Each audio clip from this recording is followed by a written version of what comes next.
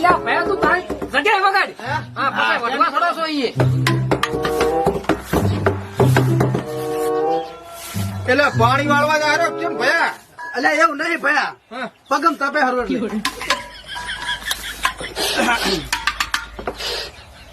અલ્યા ઓઢણી લઈ લે હું વગાડું છે ને. રાણી